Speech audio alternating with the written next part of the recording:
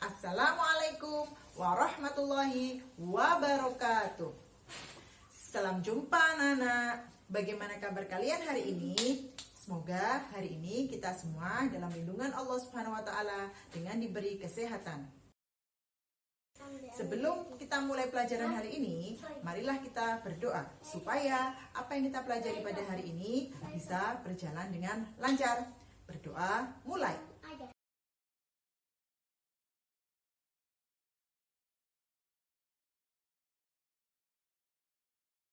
Alhamdulillah. Pada hari ini kita akan melanjutkan materi tentang sistem reproduksi pada manusia. Kemarin kita sudah belajar tentang bagaimanakah sel itu bisa tumbuh dan berkembang, yaitu melalui pembelahan sel.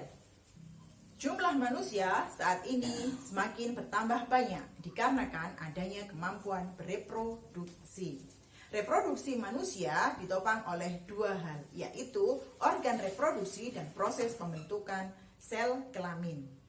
Hari ini kita akan belajar tentang organ reproduksi pada manusia dan juga proses pembentukan sel kelamin pada manusia. Mengapa kita kok harus belajar tentang itu? Tujuan belajar kita hari ini adalah 1. Kalian bisa menyebutkan dan menjelaskan fungsi masing-masing organ penyusun reproduksi laki-laki. Yang kedua, kalian bisa menyebutkan dan menjelaskan fungsi dari organ reproduksi wanita.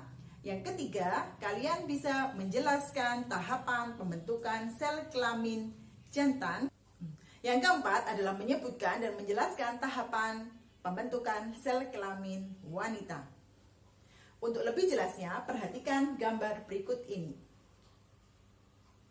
Organ reproduksi laki-laki atau pria dijelaskan pada gambar berikut.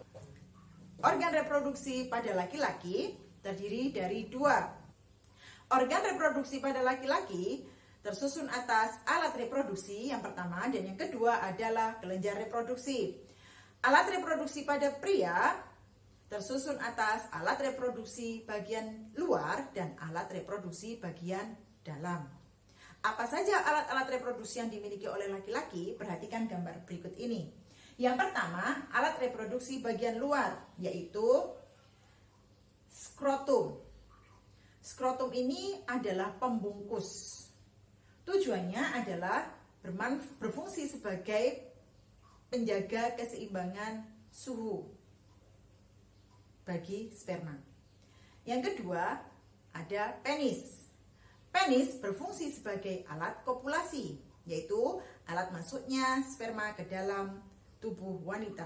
Alat reproduksi yang kedua adalah alat reproduksi bagian dalam. Alat reproduksi bagian dalam tersusun atas 1. Testis yang berfungsi sebagai tempat reproduksi sperma. Proses pembentukan sperma di dalam testis melalui proses spermatogenesis. Yang kedua, ada epididymis. Epididymis ini berfungsi sebagai tempat pematangan sperma. Yang ketiga, ada vas deferens. Merupakan saluran panjang yang berasal dari epididymis sampai ke uretra nantinya.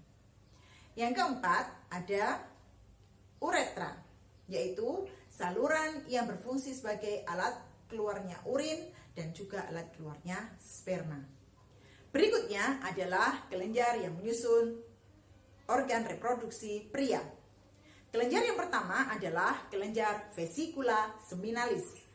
Fungsi dari kelenjar vesicula seminalis adalah sebagai penghasil nutrisi atau yang memberikan nutrisi bagi sperma.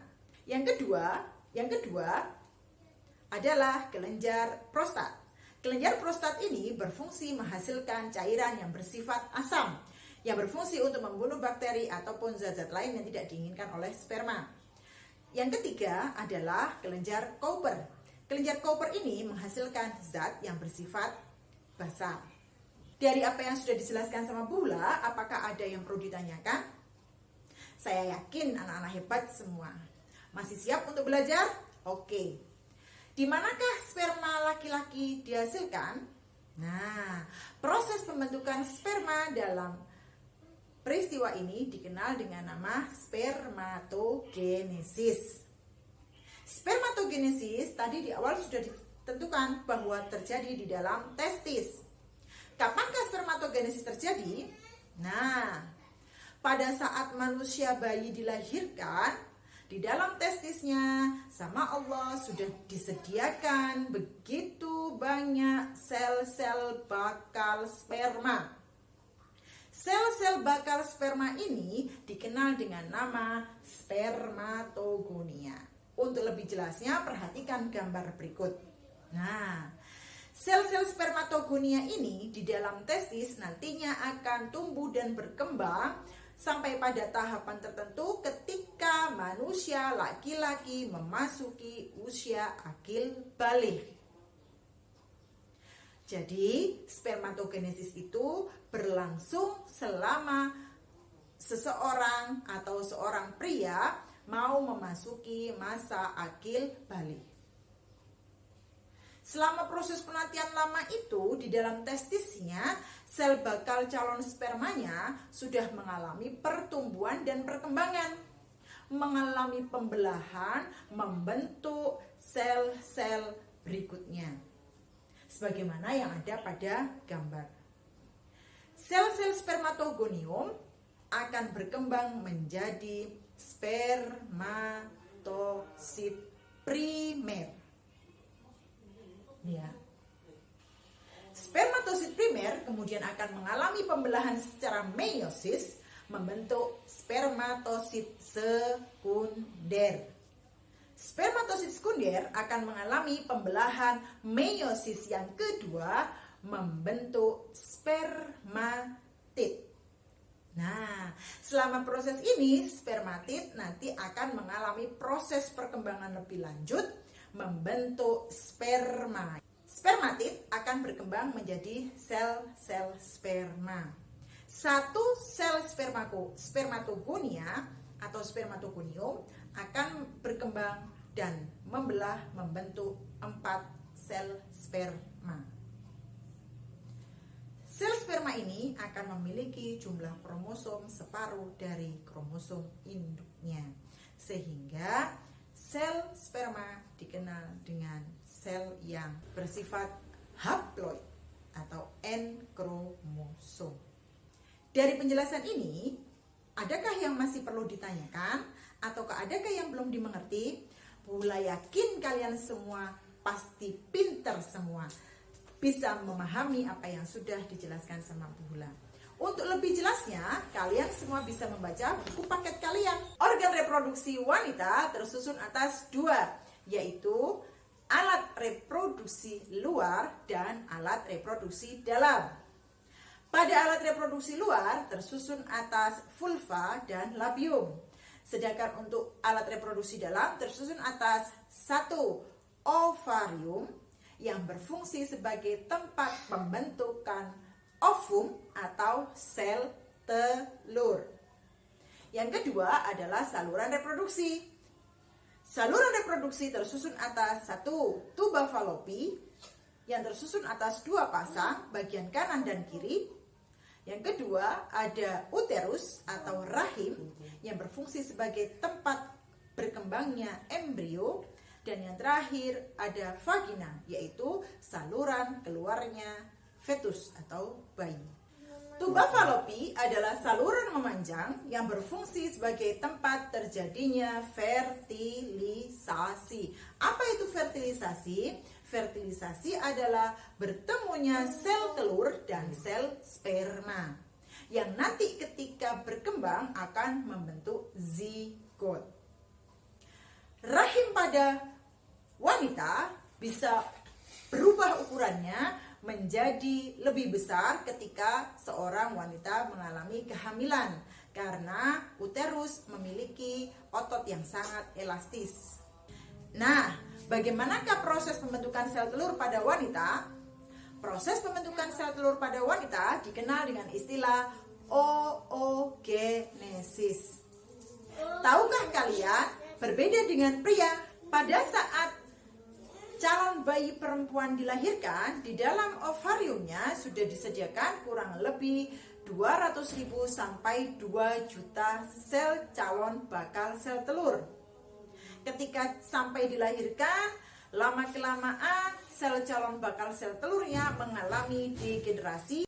Apakah menstruasi itu? Menstruasi adalah keluarnya darah dari saluran reproduksi wanita. Bagaimana bisa terjadi? Apa yang terjadi di dalam organ reproduksi wanita ketika terjadi menstruasi? Untuk lebih jelasnya, kalian bisa membaca pada buku paket kalian halaman 22. Menstruasi melalui suatu tahapan atau siklus. Ada 3 tahapan atau siklus dalam menstruasi. Apa saja tahapannya? Fase yang pertama adalah fase menstruasi, yaitu fase di mana dinding rahim pada wanita atau dinding uterus pada wanita mengalami peluruan. Peluruan dinding rahim diikuti dengan luruhnya sel darah atau darah dari dalam dinding rahim.